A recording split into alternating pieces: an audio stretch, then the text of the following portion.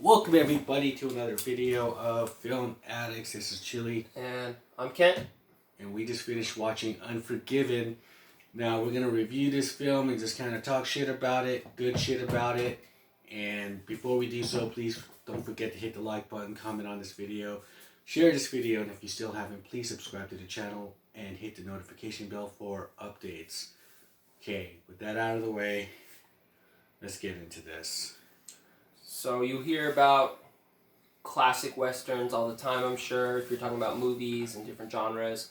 Clint Eastwood is going to get brought up a whole lot. I think movies like Tombstone, Butch Cassidy and the Sundance Kid, and Unforgiven. I feel like I saw this when I was way younger, but watching it again, I feel as though I probably totally forgot because this felt new to me. I really like movies that start out and in one setting and then they end in the same setting, so you're closing the loop. It's kind of full circle. Yeah, full circle, right? And it had the whole scrolling thing going on, like Star Wars, where you have a little story to read, and you have that nice setting in the background. So that was and it had like this kind of nice music. The way I think it was presented was there was the mother of the main character's dead wife was writing like a memoir, almost, so to speak, about why her daughter married such a known thief, notorious for murdering, for being a bad alcoholic, bad temper. Like, I guess this guy did the whole nine, and she didn't understand why her innocent daughter would ever be with such a man. And shortly after that goes by, I think in the year 78 or something. 1878. 1878. Then we see that, it takes to a whole nother setting where you're like, what? We're in a whorehouse, right? And what ends up playing out is this whole movie, the whole plot, everything is driven by the needle that broke the camel's back, right? The straw that broke the camel's back. Yeah. It has to do with this guy's little dick. That was the little pecker. Because one of the whores were laughing at it or giggled at it, and then he just got a knife and cut her face up. And so that stirred up a lot of stuff. You know, the owner of the whorehouse said, you know what, can't sell.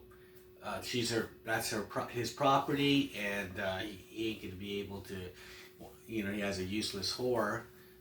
She could like sweep the place and clean up, but you know, he's losing money, pretty much. And so, Gene Hackman, who's the sheriff of this town, is he just kind of sets it up so, like, you know, the two guys, the cowboys that did this, we'll just have to pay the owner of the establishment with cattle.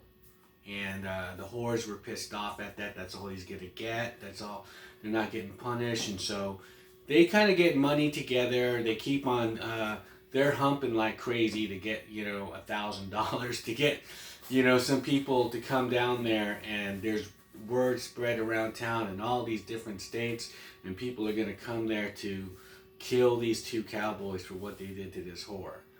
And Little Bill, by Gene Hackman's role, he is like, you know, sounding the alarm to anyone who comes here that, you know, you got to turn in your firearms. He doesn't want to see any kind of people coming over there trying to kill these two cowboys. And so that's the premise of it at first on that end, but then how it comes to Clint Eastwood is that he is approached by this kid whose uncle knew him, and the kid wants to get the $1,000 the reward, you know, but that the horse put out, and his uncle said to look for William Money. That's Clint Eastwood, because he's a cold-blooded killer. He killed everything that walked and talked Said at one he was time. the meanest son of a bitch The you ever knew. meanest son of a bitch. And what does he come to find? He comes to find what looks like an old man who's a big farmer. He can barely.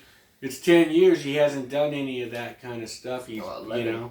11 years, and he hasn't done whiskey. He hasn't done anything bad because of his dead wife. Kind of changed his ways, and so he has 2 kids and whatnot. So the kid kind of asked him, "Hey, you want to ride with me and collect this ransom money?" And he's just like, "No," and but then he kind of changes his mind because he can't even separate these hogs, and so he kind of goes to his old friend who he used to run with, played by Morgan Freeman, Ned, and because the kid said, if you change your mind, I'll be going down this way, and so then they're all 3 of them, are going down to this town to collect the money and kill these 2 cowboys.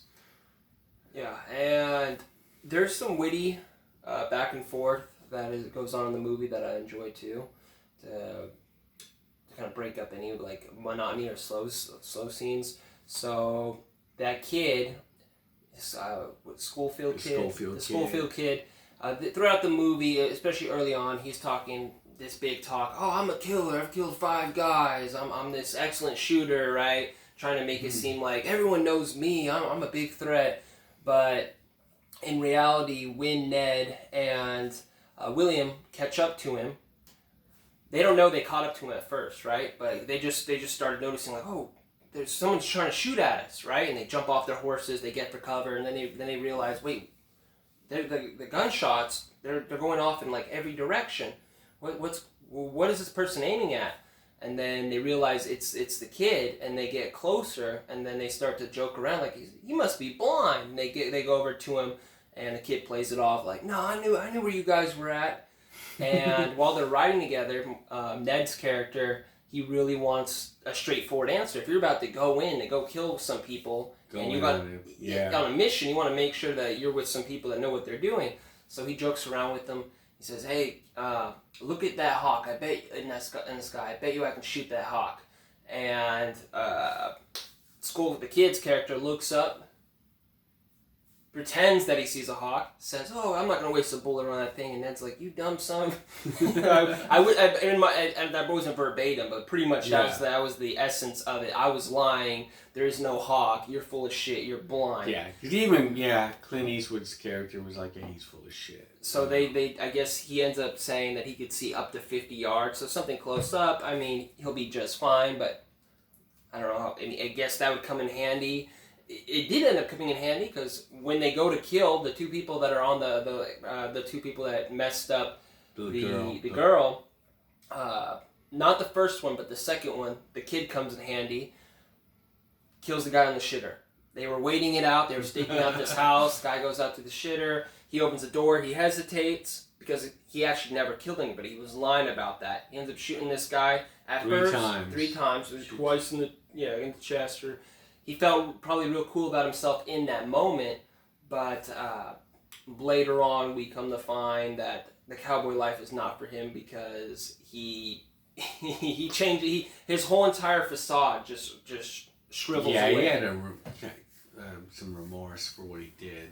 Unlike William, he just, especially throughout the film, you're always hearing about how horrible Clint Eastwood's character is and what he's done and everything, and is it just made up, or was he really like this? Because he's just this fucked up old farmer who's like, he seems like he can't even shoot straight. He can't even hit that cam, and he can't even get on his horse. He can't even get on his horse and everything, and so he needed the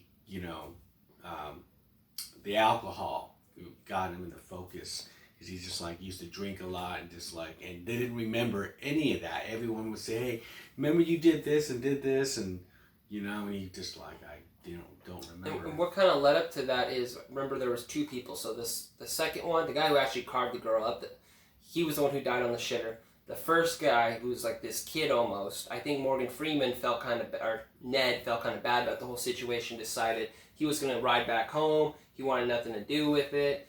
And the kid and William stuck together, but while Ned was going back, they caught Ned, and they ended up Bill. And what I like about Bill's character is they introduced another one, like English Bob, who seemed like a real baddie. Like he was real cocky. He was a great shot, and I thought he was going to be one of the main villains. Turns out, Bill makes quick work of him, beats the shit out of this guy, and you start to realize Richard Harris is the actor. You really start to realize Gene Hackman's Bill, the bad guy, is he's just he abuses his power. Well, I think he just really wants to show that he kind of rules with an iron fist, and he knows what's best for the town. And to maintain peace at all means necessary, and that's what he ends up doing. He ends up, when they catch Ned, he starts whipping Ned. He's torturing him. He's asking, like, where are the other two guys at? Tell me where they're at. Ned ends up going, I guess, in a cardiac arrest. They show it off screen, but pretty much Ned ends up dying. They put his body out in front of the whorehouse, and after they already killed the other two guys, mind you, they already got the money. The kid, he's done. He was freaked out by everything. This is not the life for him. But William, when he found out that his best friend Ned died, it wasn't about the money. It was about principle. He took a couple swigs. It's been about 11 years, and he says he pretty much goes into town with the mentality like, this guy's gonna fucking die. Yeah, because the whore that brought him the money was telling him everything, and that's when she was just because Ned told the truth, and to everyone in that town, who's ever there, all his people were there while they were torturing him, when little Bill was torturing him. So yeah, everyone knows now, like, oh shit, that guy, he's back. That's the one who's. And of course, he starts swigging the whiskey, and that's it. It's fucking lights out. Probably one of the most badass scenes in the movie is he walks into the whorehouse with the shotgun. All of Bill's homies, right? All the ruffians, they're all hanging out around there. But they're all scared. Yeah, well, no. It's the fact that they're all drinking, having a good time. And what I liked a lot about it is they just turn around, and you have William's character, and he's completely serious. He cocks his gun, and he's looking dead in the eye of Gene Hackman's Bill, as well as asking direct questions like, who's the one that runs this place? Who's the one who runs the establishment? Guy comes forward, says, oh, it's me. He pretty much tells the other people he might want to step back. Boom, blasts him away. Without a second thought, everyone's in shock. And this guy is completely taking the situation by the balls despite the odds. Yeah. Yeah, that was great. And he just, because he's just enraged, and his look in his eye, and then after, he kills like 5 people, they all clear out, and he's just at the bar, just like needing more to, like, come on, Yeah, and what's cool about the movie too is his character. A lot of movies that try to do this whole thing, it's kind of like the character's being forced in order to go back into that old way of life. Like, you need to do this. You have to do this, right? And he didn't need to or have to. I think it was more realistic. I think the way the movie played out, like it. Because he reacted. Yeah. That was his reaction. Was like his first reaction was like, "Fuck that guy," and give me that bottle, and he's just like, "Shit, give me your gun." You told the kid, and everything, and he's just like, "Take this money back and whatever." He's got some shit to do. So out of Cowboy Hats, I'm giving this one a 4.5 out of 5. I personally thought it was entertaining throughout the entire movie. I liked the little witty remarks. I liked the build up of William's character. I think I got to check out more Clint Eastwood movies, because as a producer and director, when I think of like Gran Torino and other stuff, there's a lot I haven't seen, and everything that I've seen that he has done though has been pretty solid. Yeah, this one was. I mean, it's 5 stars. It's perfect. It's a perfect film. It did win Best Picture. It is a perfect film from beginning to end. There's no, um, like like plot. The plot is just intact, and the characters are great. The arc of all the main characters. You like them, Right, you know and you laugh, right? You find yourself understanding where different characters are coming from. Because even though I don't like Bill, right, I understand where Gene Hackman's character is coming from. Like I can understand why he would go to such like extremes.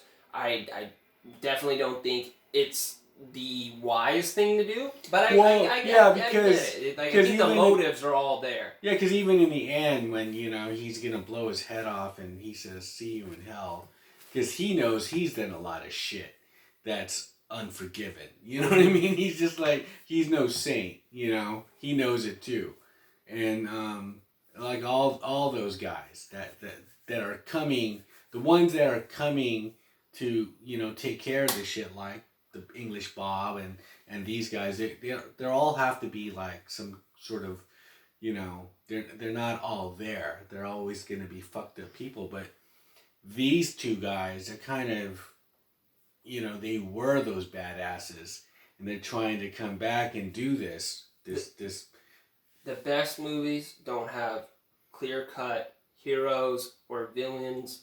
I think the lines are always kind of blurred. Yeah, because this is like total Wild Wild West kind of thing. And it's like, Bill, little Bill is not because he is just trying to do what he is trying to do. But I suppose he can be, if you're going to have to pick a villain in this film, he would probably be the guy, and Clint Eastwood is sort of like the anti-hero in a sense. He's not a... Well, if you think about it, though, because when they came to the girl who got all cut up, yeah, she got cut up. But in the movie, they made it sound like when it came to the bounty for $1,000, her ears were cut off, right? They were telling everybody, they made it way more worse than it turned out to be. So in reality, did those two guys deserve, especially not the other guy, because one guy did the cutting, the other guy was just like, trying to impress his friend, like, oh, I'll hold her, right? Did they both deserve to die for that? There are things where you could think like that's maybe a bit extreme for like aggravated assault for two people to end up getting killed for it. Well, one of them was the one who did the crime. The other one was just like he was. The other one even tried to give an extra horse to the girl, and then he just gets he has a. I think that's why Ned ended up deciding after he died, like, okay, I didn't sign up for all this, because I think he thought that these guys were going to be really bad guys, and he gets out there and he sees there's a kid that's pretty much crying out for water, and he's just not ready to die, and doesn't seem to fit the bill of what he had in his mind. Cutting off fingers, and I think the kid said that to Clint Eastwood just so, like, you have to say the most horrible thing, so like, really. And then even when he's told Ned, Clint Eastwood told Ned, he was like, dang, he's all... These are some sick motherfuckers. Yeah, we gotta do something about that. Like, so they won't feel bad doing this, it sort of it justifies them to go there and get this money. All over a tiny little pecker. That's... Whole movie's over a tiny pecker and a girl that giggled. I think that's the selling point for me. So, great story, wrapped around, this little pecker. So, I'm 5 stars. 4.5. Okay, and so leave us a comment. What are your thoughts on Unforgiven? Still holds up today. Classic. It's, it's one of my best favorite films from Clint Eastwood, actually. I mean, I could see it anytime. I saw it last year, see it again. It never gets old. So, all right. With that, we'll shut up and we'll see you guys in the next film. Later. Peace.